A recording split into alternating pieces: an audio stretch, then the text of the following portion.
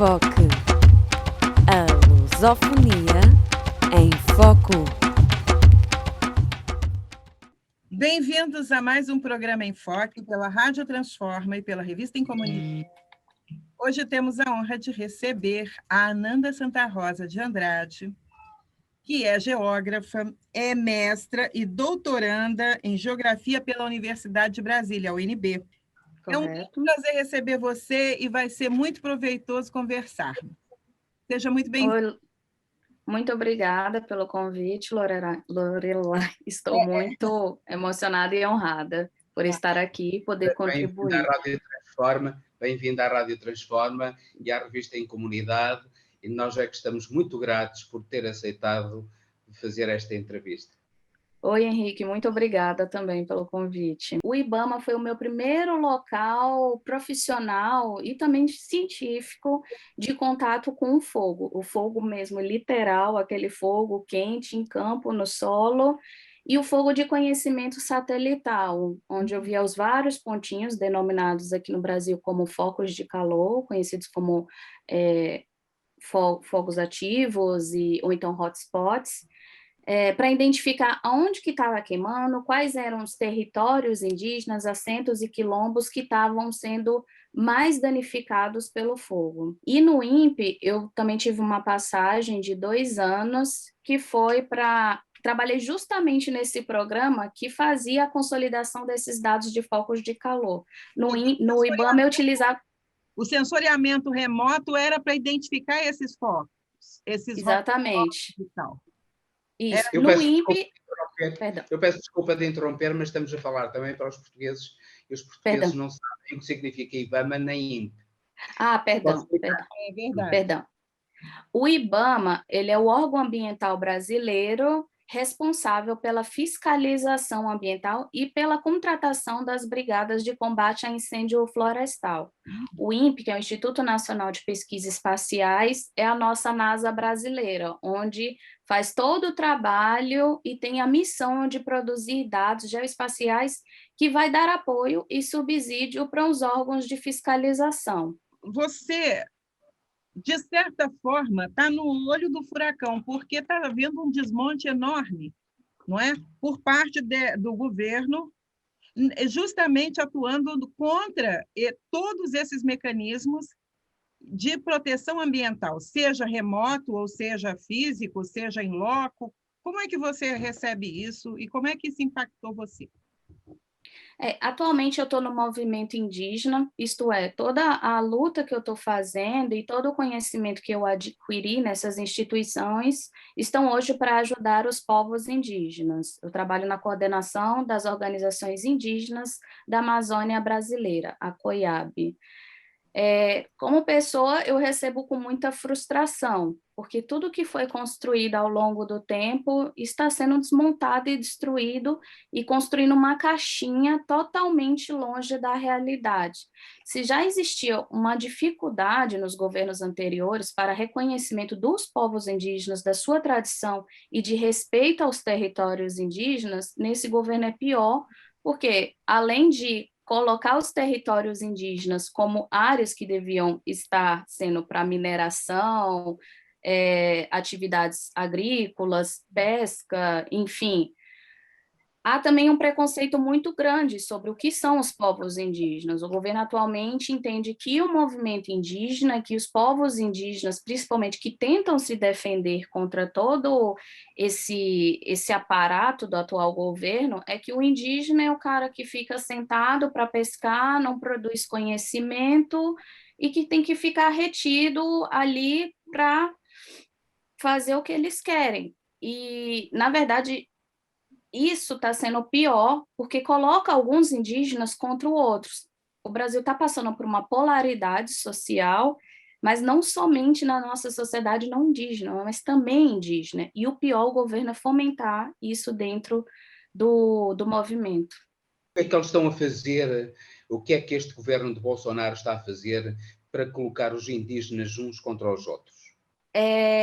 partindo desse pressuposto que o governo acha que o indígena está sendo enclausurado para ficar sem o acesso às tecnologias e que os outros governos não permitiram, que o indígena tinha que estar lá recebendo subsídios e pronto, que não se desenvolveram, alguns indígenas que têm perspectivas de uso da terra agrícola entendem que há realmente essa dificuldade, só que o que acontece é que o que o indígena quer é compreender o uso da sua terra a partir das suas tradições.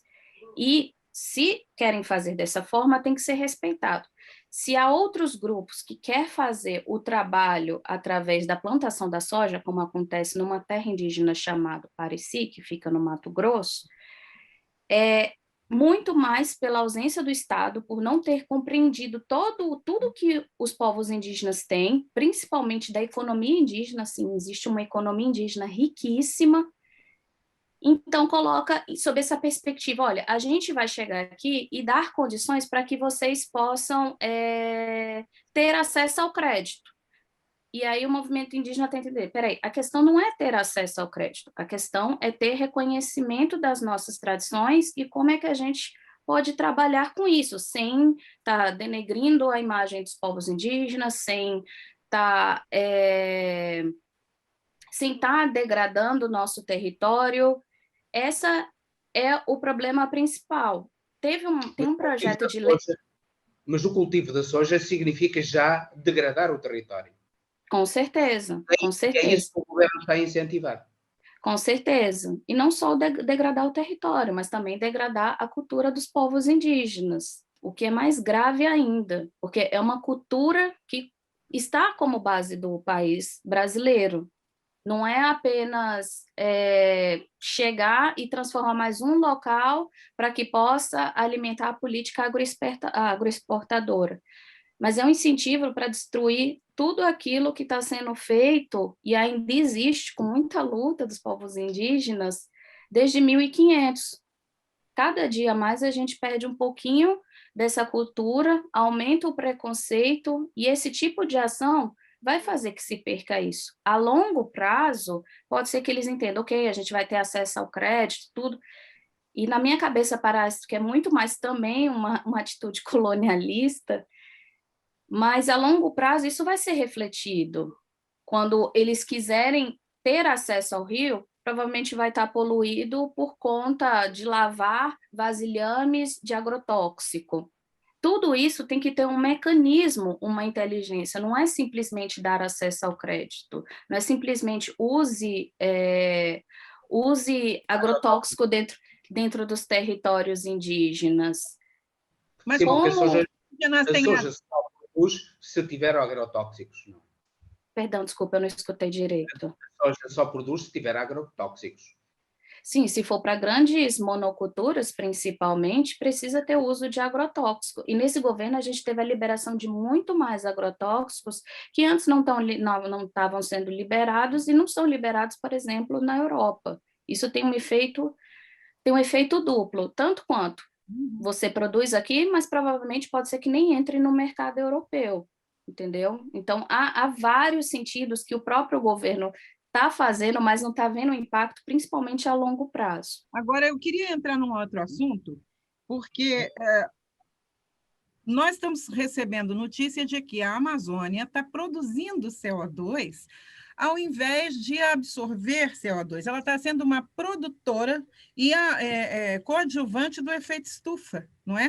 O efeito estufa, que a gente sabe que existe um fenômeno do efeito estufa natural, mas que está sendo exacerbado enormemente pelo uso indevido, não é? dos poluentes, das queimadas.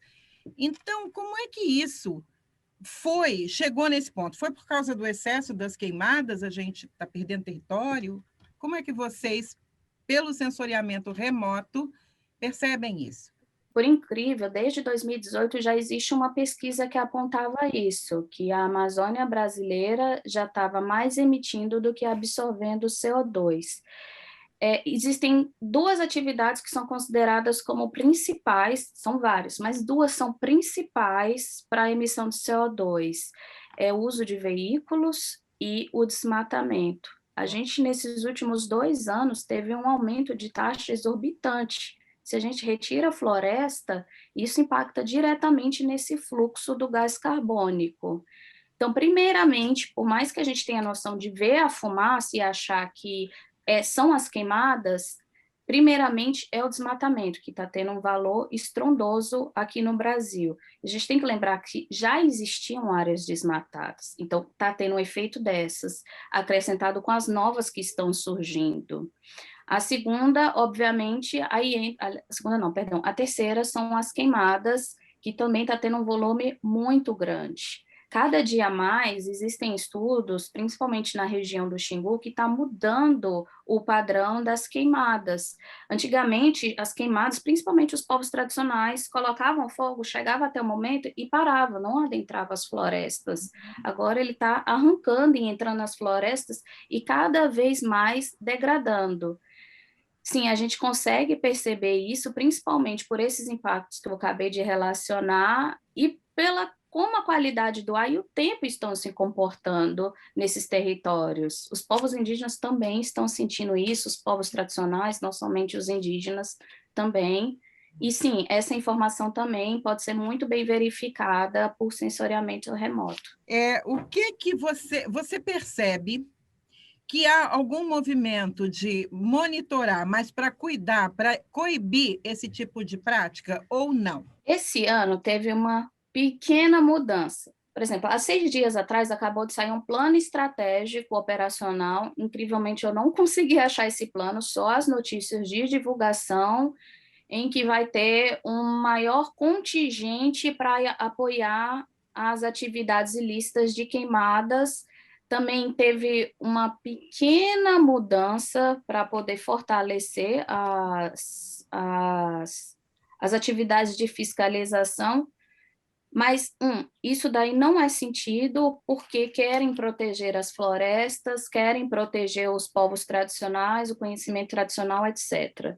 Primeiro, teve uma pressão muito grande do setor agrícola, principalmente ainda no governo no finalzinho do governo do ex-ministro Ricardo Salles, falando, essa imagem negativa que o Brasil está colhendo está afetando aqui a nossa economia e a nossa atividade. Então, primeiro, teve um motivo econômico.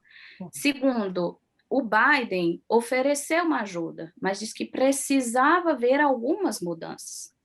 Então, essas pequenas mudanças que estão ocorrendo e que eu não acredito que vá surtir grande efeito, estão sendo feitos muito mais por um incentivo econômico e tentando o apoio do governo americano a realmente de proteger as florestas da Amazônia brasileira. Aqui na Europa nós costumamos dizer que a Amazônia é o pulmão da Terra, o que quer que isso seja, mas neste momento já deixou de ser o pulmão da Terra, passou a ser um grande poluente da Terra. Eu ainda acredito, mas isso é uma fé, que isso pode ser revertido. Quando a gente abre o Google Earth, né, e consegue ter aquela visão ampla de ver a floresta, a gente ainda consegue ver muitos territórios e muitas áreas verdes. Então, se começar a descer essas taxas, reduzir essas taxas de desmatamento e queimadas, ter uma inversão de valores sobre o que é uma economia verde, sustentável, como o atual governo fortaleceu a bioeconomia, mas numa visão ainda errônea, sim, a gente pode ser que mude essa visão. Eu não acredito que já esteja no ponto da Amazônia ser totalmente considerada como poluidora, mas eu acredito que está chegando num limite que realmente chegue, como você disse. O famoso ponto sem volta, né? A gente está perto desse ponto sem volta, porque nós temos a produção dos rios voadores, não é? Agora, com tanto impacto no ambiente, com desmatamento gigante, a gente só vê filmes de caminhões carregados daquelas árvores maravilhosas, enormes, cortadas, não é? E queimada, toda notícia que a gente tem é de cortar o coração. Agora, com isso, eu fico preocupada com o famoso ponto sem volta, porque o clima do mundo, você vê enchente na Alemanha, na China, quer dizer, isso, o mundo é um só, não é? Tudo está interligado. Como é que a gente pode saber que... e incêndios nos Estados Unidos que chegam da costa oeste à costa leste. Sim. Não é? Isso que tem contrapartida, isso também, aquilo que está a acontecer no Brasil, particularmente na Amazónia, tem influência neste tipo de perturbações climáticas? Sim, com certeza tem.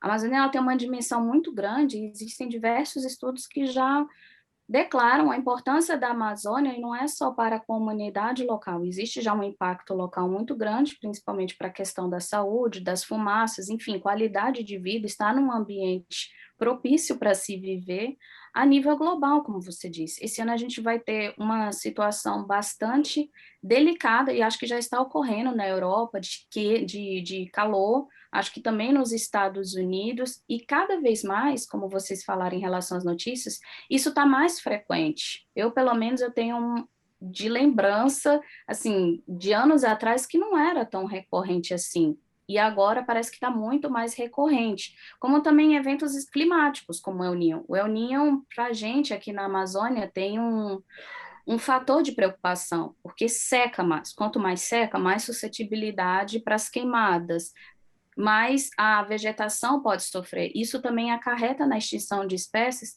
que a gente nem conheceu. O limiar do que a gente conheceu de espécies ainda está bem baixinho para o tanto que ainda pode existir. E não é só grandes mamíferos, como a gente pensa, as onças, o boto, mas também pequenos insetos que são muito importantes para toda a cadeia de manutenção da floresta e da vida. Então, sim, eu acredito que há um impacto para o globo inteiro. A partir do momento que existe essa perspectiva, vou conservar, vou preservar, não é só para aquela pessoa que está local, mas para o mundo inteiro também ter um pouco dessa qualidade de vida e tentar reduzir essas mudanças. Para gerações, né? Afinal, a gente tem filhos, netos, né? Quer dizer, mesmo quem não tem vai ter e espera que se tenha, né? Agora, o que está...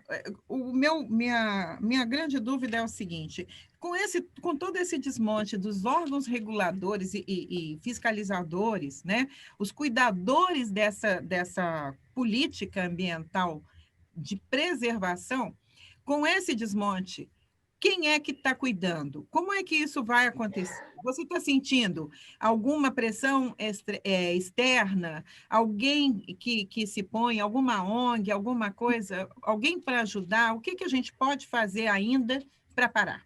Sim, existe uma pressão externa e um interesse externo também. Por incrível que pareça, não é o governo que quer proteger. São os povos que vivem lá, não só apenas indígenas, todos os povos querem a proteção disso, porque é a sua casa, é o seu lar e é o seu modo de viver. Se destruir, como é que vai ser o novo modo? Vai ser a partir da soja, como o governo protege, declara, enfim. Mas há uma pressão, há muita ajuda externa, e ao contrário do que é alimentado aqui pelo governo brasileiro, que as ONGs recebem muito dinheiro, enfim, todo esse dinheiro está sendo aplicado para que haja o fortalecimento e autonomia desses povos tradicionais. No caso, eu que trabalho com povos indígenas, eu posso citar que a Amazônia, essa ONG que eu trabalho, a COIAB, tem um plano estratégico de ação para tentar coibir as queimadas. Então, há uma capacitação, há produção de materiais, há distribuição de equipamentos e também a incidência política. Olha, a gente está vendo que está acontecendo uma situação aqui. Então, o que vai ser feito por parte do governo? Porque também nem tudo apesar que está ocorrendo uma situação de emergência, mas nem tudo deve ser debruçado para que a sociedade civil resolva. Isso também vai criar um vício horroroso para que depois o governo não queira fazer nada. Tem que haver uma incidência política muito forte, não só nacionalmente, digo, dentro do meu país, o Brasil, mas internacionalmente. Então, sim, há uma preocupação muito grande e há um trabalho também muito grande dos povos indígenas para evitar isso. Recentemente, a gente viu na mídia a gravação de uma pessoa incitando briga entre nações, entre povos indígenas diferentes.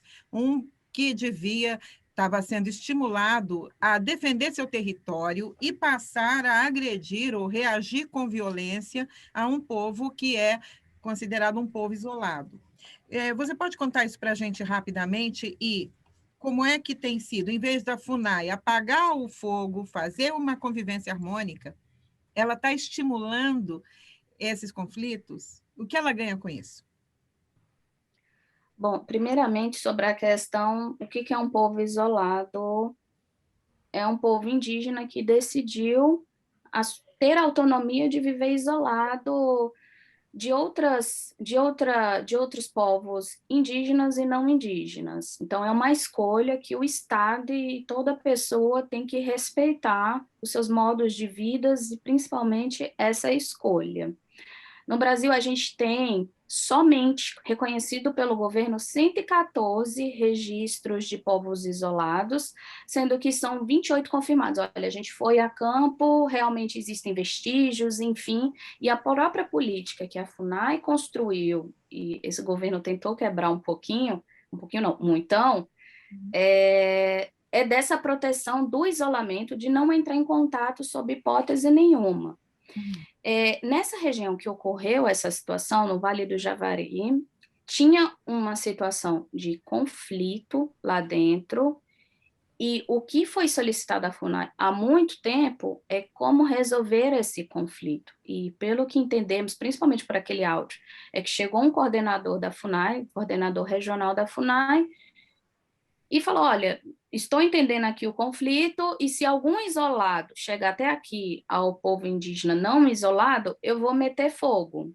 Enfim, tem dois problemas muito sérios. Primeiro, um coordenador que está ali para a proteção dos povos indígenas falar que vai meter fogo, e isso quer dizer, corrobora dizer que não vai proteger os povos isolados. A segunda é incitar a violência entre dois povos indígenas. Isso é muito grave mesmo. As articulações... Já é instável, não é? Já é uma coisa ali muito limítrofe, né? E o próprio... a equipe que deveria proteger e evitar esse tipo de confronto estimula, incita. Com certeza. Sim, é o que acontece, é um estímulo à violência, o que está sendo bem comum nesse governo, se trabalha através da violência. Sim, e como é que os povos indígenas, os povos da floresta, têm sofrido essas agressões por parte quer do governo, por parte inclusivamente daqueles povos indígenas também, que acabam por fazer a política do governo, seguir a política do governo e servir de instrumentos do próprio governo. Quais têm sido as consequências para os povos indígenas que querem manter a sua autenticidade dessa política governamental e dessa atuação de outros povos que seguem as políticas do governo? Está sendo uma luta diária, realmente diária. Cada dia acontece alguma coisa. Atualmente está sendo um projeto de muita delicadeza e de discussão, uma PL, um projeto de lei 490, que vai visar coibir principalmente regularização das terras indígenas.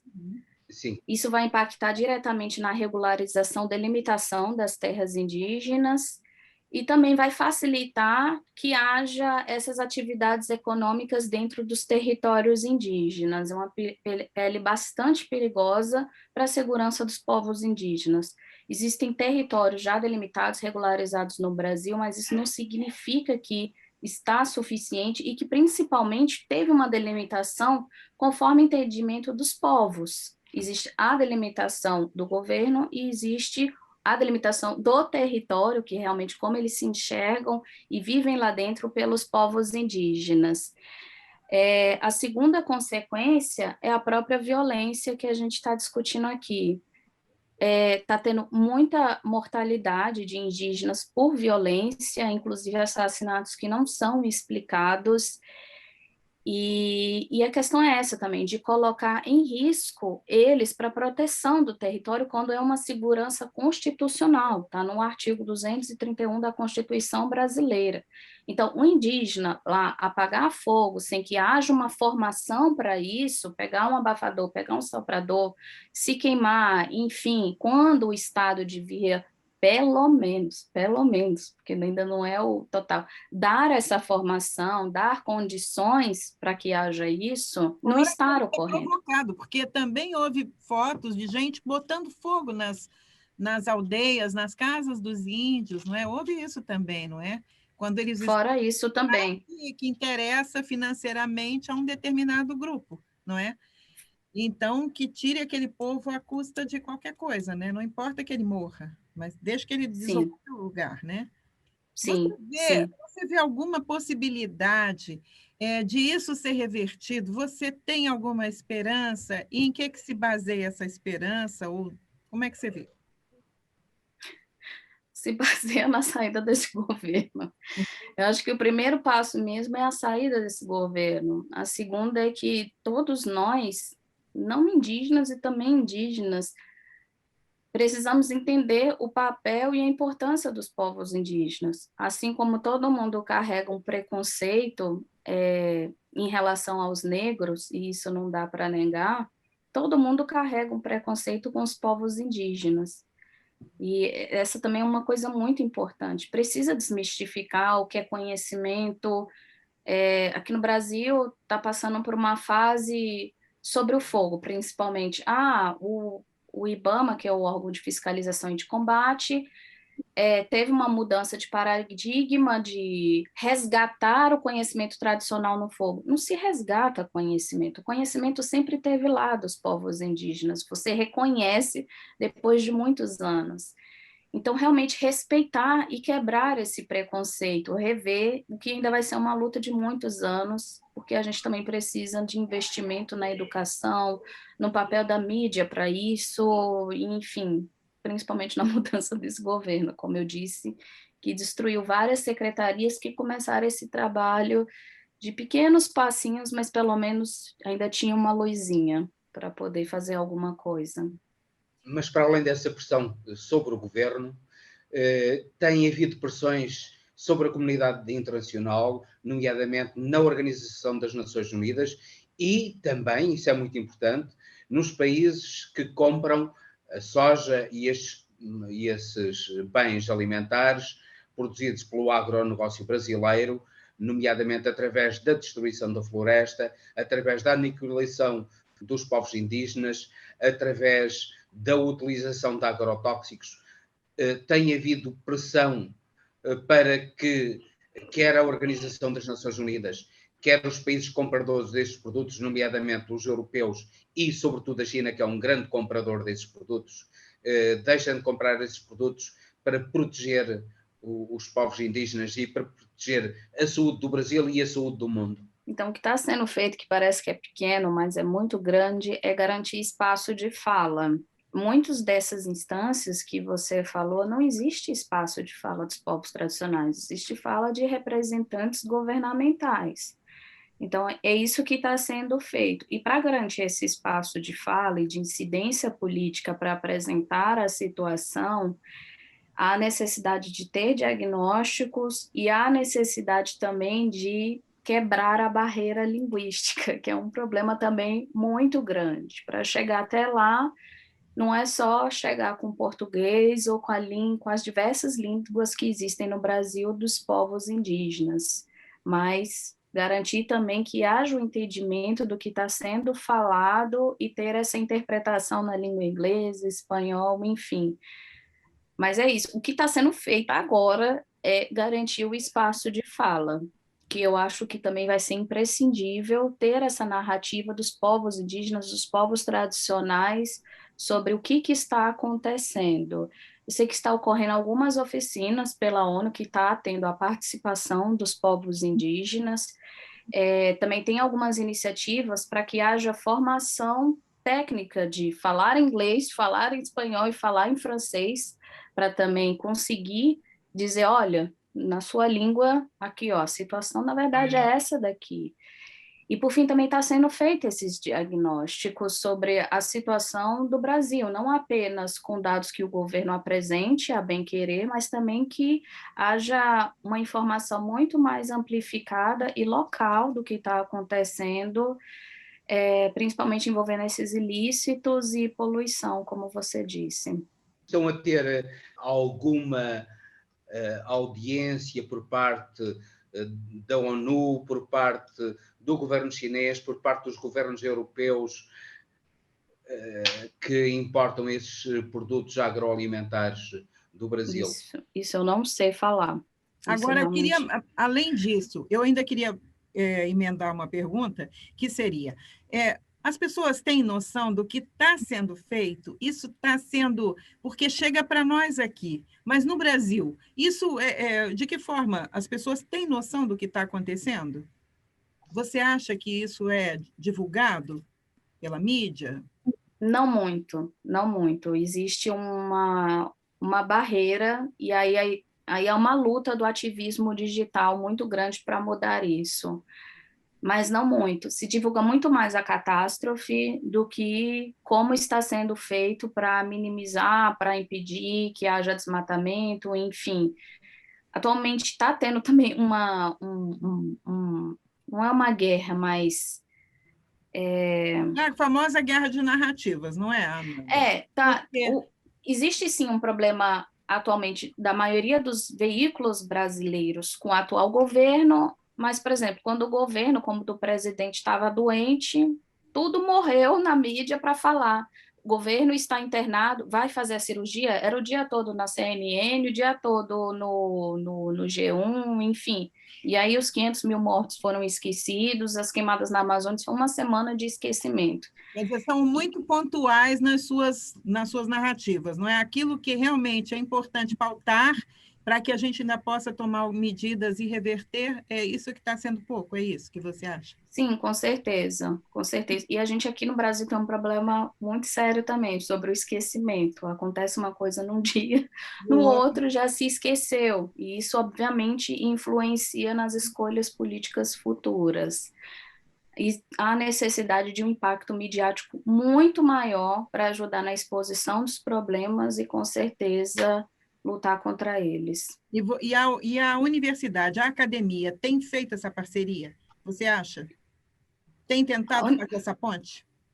A universidade, eu acho que primeiro, antes de tudo, ela está tentando sobreviver. Aqui no Brasil está sendo muito complicado, está tendo uma redução orçamentária muito grande, então grandes pesquisadores estão sofrendo com isso.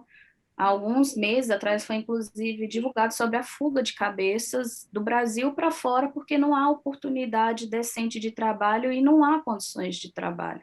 Eu estou com dificuldade para publicar um artigo sobre análise da política pública brasileira de combate aos incêndios florestais por questão orçamentária. Eu preciso de dinheiro, se eu vou tentar do modo gratuito, eu vou levar muito tempo, como eu estou levando agora. Então, eu acho que a primeira coisa que a universidade está fazendo, principalmente, é tentar se defender para sobreviver, para continuar tendo suas aulas, que também algumas universidades, a exemplo da Universidade de Brasília, que eu estudo, está sendo massacrada. Aqui dentro da UNB se ensina capitalismo. O próprio presidente, capitalismo não, perdão, comunismo. Agora. Perdão.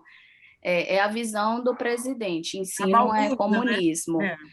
Mas há muitos pesquisadores que estão tentando mesmo assim, de toda forma, principalmente conseguindo captar recurso internacional, divulgar isso. Há uma pesquisadora no Rio de Janeiro, a professora Renata Libonati, que conseguiu fazer uma plataforma muito custo, com poucas pessoas, que contabiliza o total de área queimada no Brasil. O INPE mesmo, apesar de ter grandes projetos internacionais, sofreu muitos baques, muitos murros, falando de um jeito mais grosseiro, desde o atual governo, e tem uma queda crescente do seu orçamento. Não tem como fazer pesquisa e fazer uma luta sem condições. Pagão científico, não é? Agora... Literalmente, é um apagão científico. Inclusive, a própria plataforma onde registram os currículos de uma das agências de fomento brasileiro, o CNPq, sofreu um apagão, né? E ninguém está podendo acessar. Queimou uma pecinha do servidor e pode até ter perdido dados históricos dos pesquisadores. Que absurdo. Ô, Ananda, eu sei que seu tempo também se escoa, e eu queria agradecer a você imensamente por essa partilha de conhecimento, convidar você para uma próxima vez, não é? Que é sempre tão interessante, e a gente tem que estar mesmo atenta a tudo que se passa, e informar. A importância da nossa mídia alternativa, independente, é justamente que não é tolhido por governo nenhum, não é? Sim. A gente vai na resistência e vai informando, vai na luta.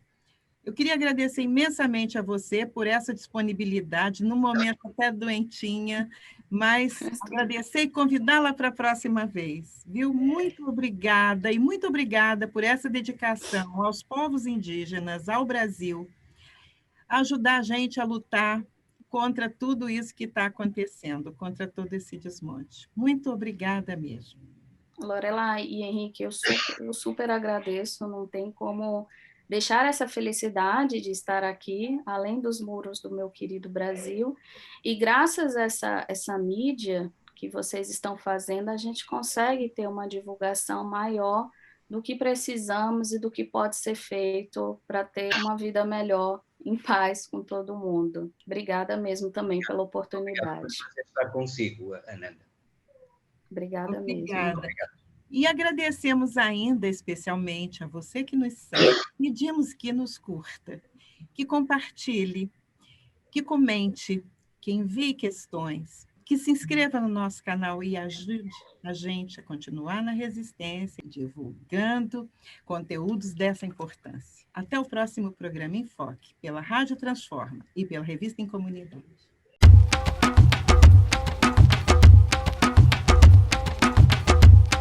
Em Foque. A lusofonia em foco.